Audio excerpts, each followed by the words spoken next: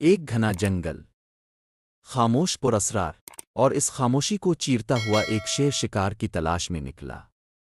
اس کے ساتھ ایک ریچھ اور ایک لومڑی بھی تھے۔ تینوں کے قدموں میں بھوک تھی، آنکھوں میں چمک، اور دل میں اپنا اپنا حصہ پانے کی خواہش۔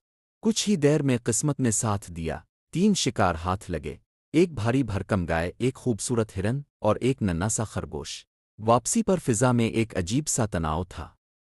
سب جانتے تھے کہ اصل امتحان اب شروع ہوگا۔ شیر نے غرور سے گردن اٹھائی اور حکم دیا، شکار تقسیم کرو۔ ریچھ آگے بڑھا۔ اس کے چہرے پر خود اعتمادی تھی، جیسے وہ خود کو برابر کا شریک سمجھتا ہو۔ اس نے سینہ تان کر کہا، گائے آپ کی، ہرن میرا، اور خرگوش لومڑی کا۔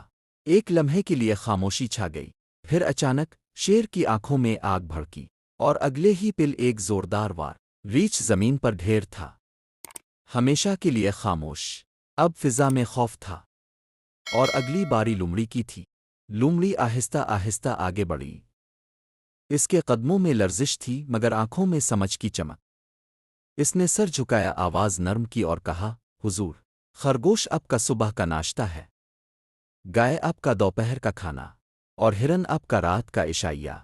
شیر کے چہرے پر پہلی بار مسکراہٹ آئی۔ اس نے غور سے لومڑی کو دیکھا اور پوچھا، یہ عقل تمہیں کہاں سے ملی؟ لومڑی نے ایک نظر ریچھ کی بے جان لاش پر ڈالی، اور دھیرے سے جواب دیا، اس کے انجام سے، یہ صرف ایک کہانی نہیں، ایک آئینہ ہے۔ ہم سب اس لومڑی کی طرح ہو سکتے ہیں، مگر مسئلہ یہ ہے کہ ہم اکثر ریچھ بن جاتے ہیں۔ ہم روز زندگی میں انجام دیکھتے ہیں، کسی کا غرور ٹوٹتا ہے، کسی کی دولت چھن جاتی ہے، کسی کی زندگی ختم ہو جاتی ہے۔ ہم جنازے دیکھتے ہیں، قبریں دیکھتے ہیں، اپنوں کو مٹی میں اترتے دیکھتے ہیں، پھر بھی دل نہیں بدلتا۔ کیوں؟ کیونکہ ہم دیکھتے تو ہیں، مگر سیکھتے نہیں۔ یاد رکھیں، موت کوئی دور کی کہانی نہیں، وہ ہمارے بہت قریب ہے، بس نظر نہیں آتی۔ دانشمند وہ نہیں جو بعد میں پچھتائے، دانشمند وہ ہے جو دوسروں کے انجام سے پہلے ہی سنبھل جائے، ورنہ پھر سیکھنے کا موقع نہیں ملتا۔